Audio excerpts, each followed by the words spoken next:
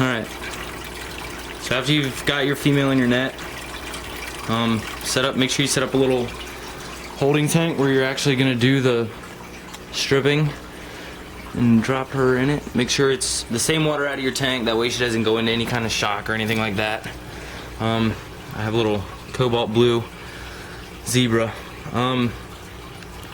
It's really good to let them get used to your hand for a minute, that way they don't freak out and swallow any of the fry.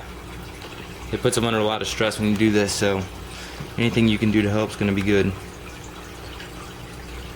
Alright, then just get her in your hand after she's a little calm. And I just use my thumbnail, or if you can find like a toothpick, to pry the bottom lip slightly down.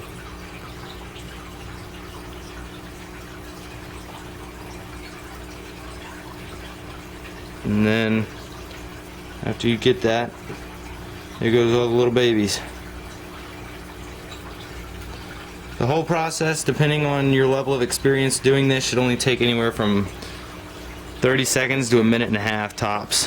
What you want to do, you're going to give her a little break every once in a while, let her kind of regain her strength. Let her breathe for a minute.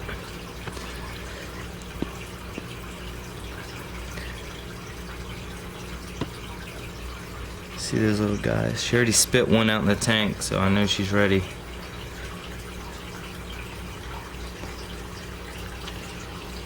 And just repeat the same process until they're all out. Sometimes when you turn her upside down, it helps because they can't go down in their little throat pouch. And holding the gills closed also helps, because sometimes they go up inside the gills. So when you have those pinned, all the fry have to swim out of the mouth. And dipping her back and forth in the water helps to kind of wash out the babies.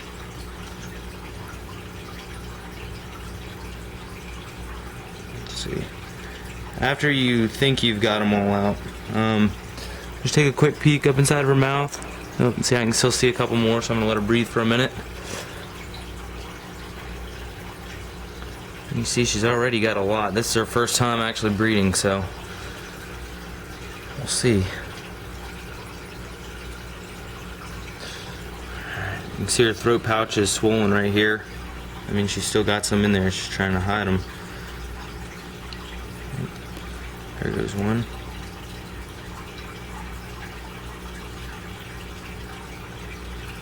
And is that it? Nope. There's still. Oh, there should still be one or two left in there. You gotta make sure, a lot of times when you're doing this, she'll just stay relatively calm, but sometimes she'll go down and either try to suck the babies back up, or she'll freak out and keep trying to jump out of your hand or whatever. So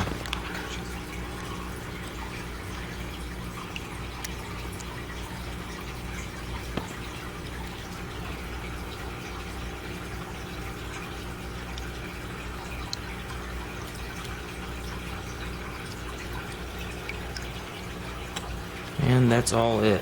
So then you can just take your female. Most people, it's good to put them back into like a holding tank. That way they can regain their strength after they've just got done doing this process. But I just put them directly back in the tank. The main reason you want to strip the fry is because your female, when she's holding, she can't eat for a long period of time, usually around 15 to 20 days, depending on how early you strip.